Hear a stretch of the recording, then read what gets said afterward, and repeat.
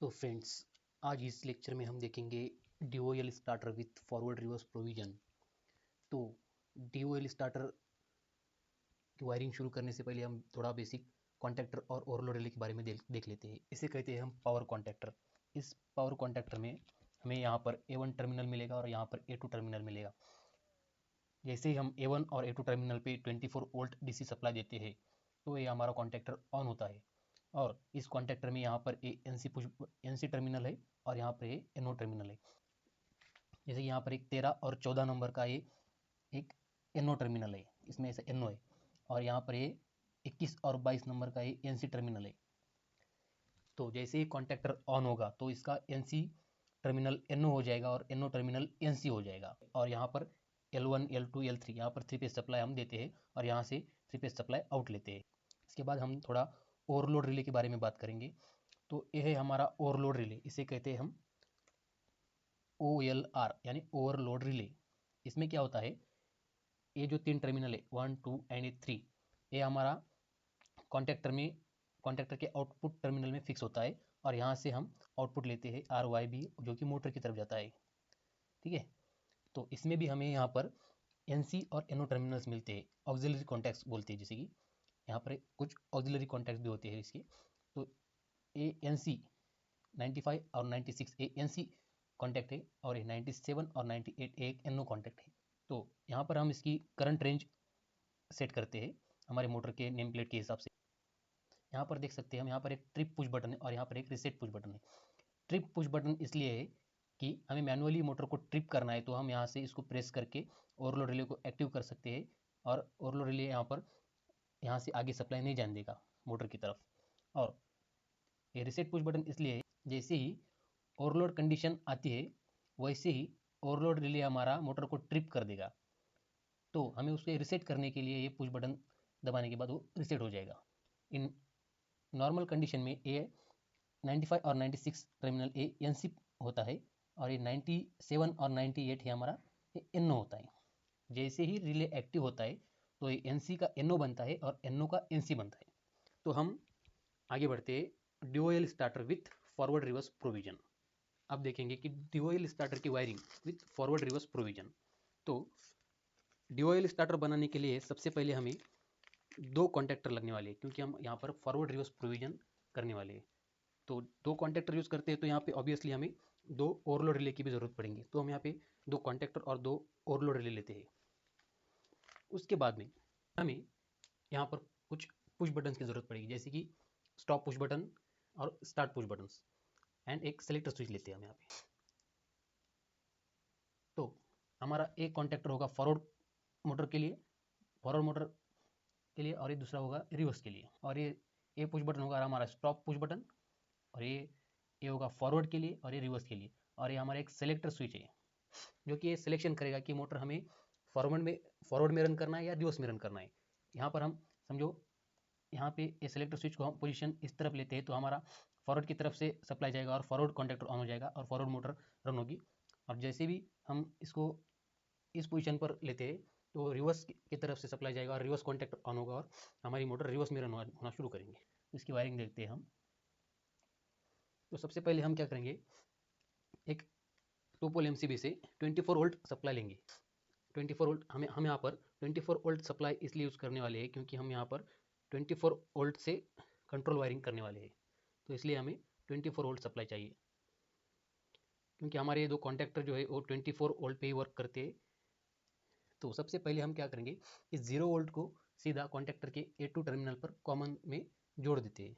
आप देख सकते हैं यहाँ पर हमने क्या किया, 0 वोल्ट को उठाया और कॉन्टैक्टर के दोनों कॉन्टैक्टर के A2 टर्मिनल कॉमन कर दिए है। यहाँ पर हमारे 2 OLR, ए हो गया OLR1 और ए हो गया OLR2। तो हम क्या करेंगे, सबसे पहले हमारा 24 वोल्ट पॉजिटिव सप्लाई MCB से उठाएंगे और OLR1 के NC में कनेक्ट कर देंगे यहाँ पे 95 टर्मिनल पे।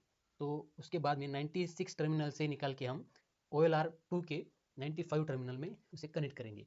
यानी कि हम दोनों OLR के NC हम सीरीज में कनेक्ट करने वाले हैं यहाँ पे। तो उसके बाद में OLR2 का 96 टर्मिनल से वायर निकाल के हम सीधा स्टॉप पुश बटन के एक टर्मिनल पर जोड़ देते हैं। आप देख सकते हैं यहाँ पे उसके बाद हम क्या करेंगे, स्टॉप पुश बटन के आउटपुट से निकाल के हम सेलेक्टर स्विच के दोनों एनो पुश बटन में दे देंगे। यहाँ पर हमने सेलेक्टर स्विच में 2 एनो पुश बटन यूज किए हैं, एक एनो पुश बटन है, एक एनो पुश बटन है। इसका यहाँ पर टर्मिनल है, इसका यहाँ पर टर्मिनल है, ये 2 एनो पुश बटन यहाँ पे। तो हम क्या करेंगे, स्टॉप पुश बटन के आउटपुट से निकल के हम दोनों तरफ वायर कनेक्ट कर देते हैं। देख सकते हैं यहाँ पे हमने क्या किया, यहाँ पे हमने क्या किया है, यहाँ से वायर निकाल कर सीधा इसमें भी दे दिया है और उसके बाद में इधर भी दे दिया है। ये दो एनो एलिमेंट्स है यहाँ पे। उसके बाद हम क्या करेंगे, यहाँ पर क्या है, 2 एनो पुश बटन इसलिए यूज किए हैं कि हमें मोटर फॉरवर्ड भी घुमाना है और रिवर्स भी घुमाना है। तो एक एनो एलिमेंट फॉरवर्ड के लिए है, दूसरा एनो एलिमेंट है रिवर्स के लिए है। इसके बाद हम क्या करेंगे, सेलेक्टर स्विच के इसके एक एनो एलिमेंट से वायर निकालकर हम सीधा फॉरवर्ड पुश बटन के एनो में दे देंगे, आप देख सकते हैं। उसके बाद क्या करेंगे, दूसरे एनो एलिमेंट से वायर निकालकर हम रिवर्स के पुश बटन में दे देते हैं, आप देख सकते हैं। जैसे यहाँ पे क्या किया है कि यहाँ से सप्लाई हमने डिवाइड कर दिया है। एक तरफ समझो हमारा सेलेक्टर स्विच इस पोजीशन में है, तो हमारा ए एनो एलिमेंट एक्टिव हो जाएगा, ऑन हो जाएगा, और यहाँ से सप्लाई यहाँ तक जाएगा, और उस कंडीशन में ए एनो हो जाएगा, यहाँ से सप्लाई यहाँ तक नहीं जाएगा।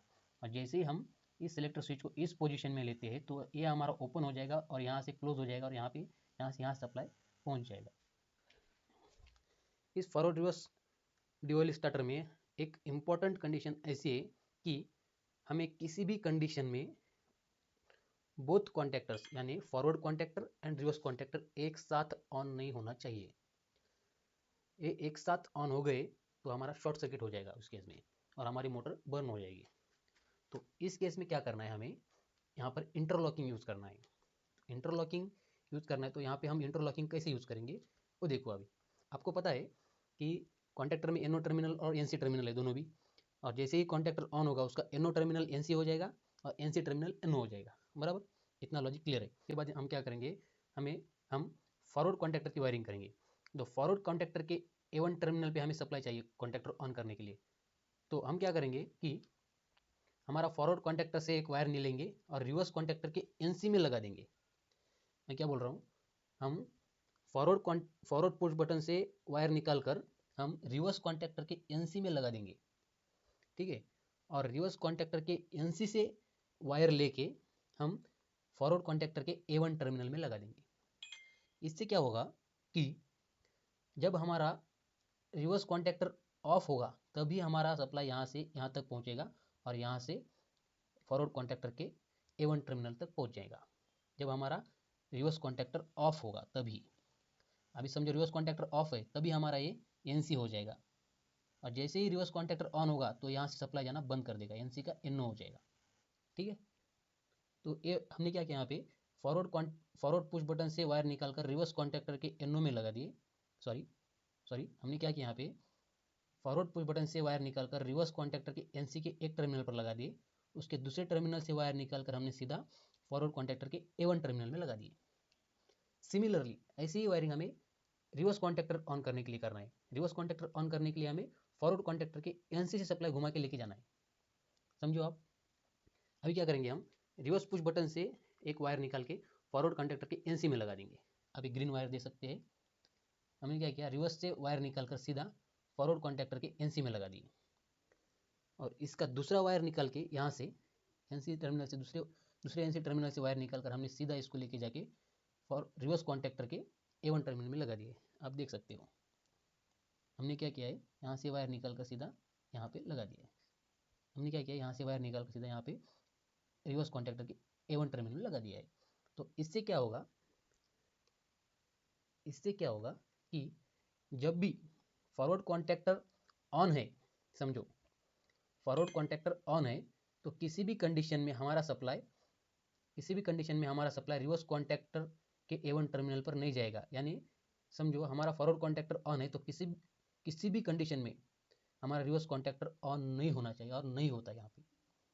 और जब हमारा रिवर्स कॉन्टैक्टर ऑन है तो किसी भी कंडीशन में हमारा फॉरवर्ड कॉन्टैक्टर नहीं ऑन होगा।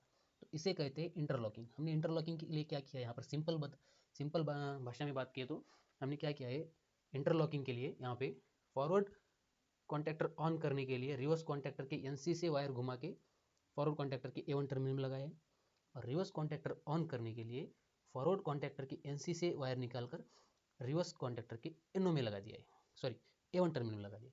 यानी ए कॉन्टैक्टर ऑन करने के लिए इसके NC से वायर निकालकर इधर लगाया है, और ए कॉन्टैक्टर ऑन करने के लिए इसके NC से लेकर यहाँ पर लगाया है। इस केस में क्या होगा कि दोनों कॉन्टैक्टर किसी भी कंडीशन में एक साथ ऑन नहीं होंगे। हमने यहाँ पे मैनुअली भी यहाँ पे समझो प्रेस किए और कॉन्टैक्टर को ऑन करने की कोशिश की, तब क्या होगा, ए कॉन्टैक्टर जैसे ही ऑन होगा तो ये इसका NO होगा और NO हो जाएगा, और यहाँ से सप्लाई यहाँ तक नहीं जाएगा। एक कंडीशन समझो, अभी क्या हुआ, हमारी मोटर फॉरवर्ड में रन कर रही है, समझो हमारी मोटर फॉरवर्ड में रन कर रही है। तो इस केस में क्या होगा, समझो हमने इस कॉन्टैक्टर को मैनुअली यहाँ से प्रेस किया, तो क्या होगा, यहाँ से सप्लाई यहाँ तक जाना बंद हो जाएगा। ठीक है, यहाँ से सप्लाई यहाँ तक जाना बंद हो जाएगा, और यहाँ से यहाँ तक जाना बंद हो जाएगा, तो हमारा फॉरवर्ड कंडीशन का कॉन्टैक्टर ऑफ हो जाएगा और मोटर रिवर्स में भागना शुरू हो जाएगी। तो अभी ये पार्शियल वायरिंग हमने कंप्लीट की है। अभी इसमें क्या है, हमें इसको होल्डिंग देना है, होल्डिंग यानी लैचिंग देना है। अभी इस केस में क्या होगा, समझो हमें फॉरवर्ड मोटर घुमानी है, तो हमने क्या किया, सेलेक्टर स्विच ऐसे घुमा दिया इधर, तो हमारा इधर से सप्लाई जाना ऑफ हो जाएगा और इधर से जाना ऑन हो जाएगा। तो हमने ये प्रेस किया, बटन प्रेस करके रखा है, तो ही हमारा ये कॉन्टैक्टर ऑन होगा। जैसे ही हम इसे रिलीज़ कर देंगे तो ये हमारा कॉन्टैक्टर ऑफ हो जाएगा। सिमिलरली समझो हमारा ये सेलेक्टर स्विच ये पोजीशन पे है, तो ये हमारा ऑफ हो जाएगा और ये ऑन हो जाएगा।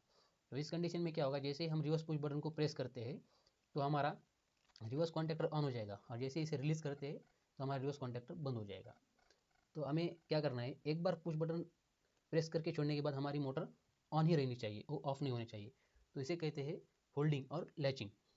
तो इसमें क्या करते हैं, हम होल्डिंग करने के लिए पहले हम फॉरवर्ड मोटर की होल्डिंग करेंगे। हमने क्या किया, यहाँ पे A1 टर्मिनल से वायर निकालकर सीधा कॉन्टैक्टर के NO टर्मिनल में लगा दिया है, यहाँ से उठाकर सीधा यहाँ पे लगा दिया है। उसके बाद में हम क्या करेंगे, यहाँ से वायर उठाएंगे, यहाँ से एक वायर उठाएंगे, तो सीधा वो जाके हम यहाँ पर कनेक्ट करेंगे, क्योंकि हमें क्या करना है कि ये जो NO है तो इस पुश बटन के पैरेलल में कनेक्ट करना है हमें। तो पैरेलल में कैसे कनेक्ट करना है, तो इस तरह से, ये होगा पैरेलल में कनेक्ट। अभी क्या होगा, जैसे ही पुश बटन दबाएंगे तो क्या होगा, हमारा सप्लाई यहाँ से सीधा जाएगा, यहाँ से सीधा जाएगा, यहाँ से जाएगा, यहाँ से यहाँ तक जाएगा, और कॉन्टैक्टर ऑन होगा। और जैसे ही, और उसी केस में क्या होगा, ये प्रेस ही है, उसी केस में क्या होगा, हमारा यहाँ से भी सप्लाई जाएगा, और ये NO NC हो गया ऑन होने के बाद, और यहाँ से यहाँ तक जाएगा सप्लाई। जैसे ही इसे हम रिलीज़ करेंगे, उस केस में क्या होगा, यहाँ से सप्लाई जाना बंद हो जाएगा, यहाँ से सप्लाई जाना बंद हो जाएगा, और प्योरली सप्लाई यहाँ से जाएगा, और ये कॉन्टैक्टर ऑन तो है ही, तो यहाँ से जाएगा और यहाँ तक पहुँचेगा, और कॉन्टैक्टर हमारा ऑन ही रहेगा। तो ये हो गई फॉरवर्ड की होल्डिंग। सिमिलरली रिवर्स कॉन्टैक्टर की होल्डिंग करने के लिए क्या करेंगे, एक रिवर्स कॉन्टैक्टर के A1 से वायर निकालकर रिवर्स कॉन्टैक्टर के NO में लगा देंगे। उसके बाद में दूसरे टर्मिनल से वायर निकालकर हम सीधा रिवर्स पुश बटन के नीचे लगा देंगे।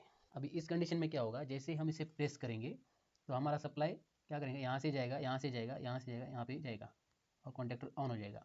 उसी केस में क्या होगा, यहाँ से भी जाएगा सप्लाई हमारा, और कॉन्टैक्टर ऑन ही है तो यहाँ से यहाँ तक जाएगा, ये कॉन्टैक्टर ऑन ही है हमारा। उसके बाद में हम रिवर्स ये सप्लाई पुश बटन छोड़ देने के बाद यहाँ से सप्लाई इधर से जाना बंद हो जाएगा, ठीक है, और सप्लाई कम्प्लीटली यहाँ से ऐसे पास होगा, और हमारा कॉन्टैक्टर ऑन ही रहेगा। थोड़ा एक कॉम्प्लिकेटेड वायरिंग है, तो आप इसे 2-3 बार देखेंगे तो आपको समझ में आएगा क्या हो रहा है, कैसी वायरिंग हो रही है। आपको कुछ डाउट्स है तो आप मुझे कमेंट में लिख सकते हैं। तो ये हो गई हमारी कंट्रोल वायरिंग। उसके बाद में हम क्या करेंगे, पावर वायरिंग करेंगे। फॉरवर्ड और रिवर्स के लिए पावर वायरिंग कैसी होती है देखो, हम क्या करेंगे, अभी एक मोटर लेंगे, तो फॉरवर्ड कॉन्टैक्टर के इनपुट में हम 3 फेस AC सप्लाई लगा देंगे RYB, और OLR के आउटपुट से निकाल के हम मोटर में दे देंगे। ये हो गया हमारी फॉरवर्ड की वायरिंग। इस केस में क्या होगा, फॉरवर्ड कॉन्टैक्टर ऑन होने के बाद हमारी मोटर फॉरवर्ड में घूमने लगेगी। अभी रिवर्स में घुमाने के लिए हमारी कंडीशन क्या है, फेस सीक्वेंस चेंज करना पड़ता है हमें। तो हम इस कंडीशन में क्या करेंगे, दूसरे कॉन्टैक्टर में हम RBY सप्लाई देंगे, और OLR के आउटपुट से RBY सप्लाई निकाल के हम मोटर की तरफ दे देंगे। तो इस कंडीशन में क्या होगा, जैसे ही रिवर्स कॉन्टैक्टर ऑन होगा तो मोटर की तरफ हमारा RBY सप्लाई जा रहा है और तो मोटर की डायरेक्शन उल्टी हो जाएगी। यानी जब फॉरवर्ड कॉन्टैक्टर ऑन होगा तो रिवर्स कॉन्टैक्टर ऑफ होगा और मोटर हमारी फॉरवर्ड में घूमेगी, और जैसे ही हम रिवर्स पुश बटन दबाएंगे तो हमारा क्या होगा कि फॉरवर्ड कॉन्टैक्टर ऑफ होगा, रिवर्स कॉन्टैक्टर से सप्लाई सीधा मोटर की तरफ जाएगा और मोटर ऑन हो जाएगी रिवर्स में। तो ये हो गई फॉरवर्ड और reverse control and power wiring for DOL starter.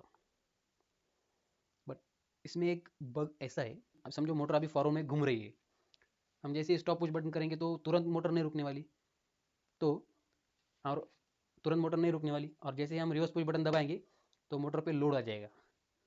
ये यहाँ पर बग है। तो उसके लिए हम एक काम कर सकते हैं कि वहाँ पर एक टाइमर लगा सकते हैं, हम थोड़ा डिले दे सकते हैं, उसके बाद ही हमारा रिवर्स ऑपरेशन ऑन हो सकता है। रिवर्स ऑपरेशन बंद होने के बाद कुछ समय के बाद ही हमारा फॉरवर्ड ऑपरेशन ऑन होना चाहिए। ऐसा हम लॉजिक लिख सकते हैं। वैसा ही वीडियो हम बाद में बनाएंगे। और इससे सिंपल वायरिंग करना है तो हम PLC का यूज़ कर सकते हैं उस केस में। PLC में कुछ फिजिकल टाइमर वगैरह यूज़ करने की ज़रूरत नहीं है, वहाँ पे हम वर्चुअल टाइमर यूज़ करके मोटर को कंट्रोल कर सकते हैं। तो इस वीडियो में इतना ही। थैंक यू, मिलते हैं अगले लेक्चर में।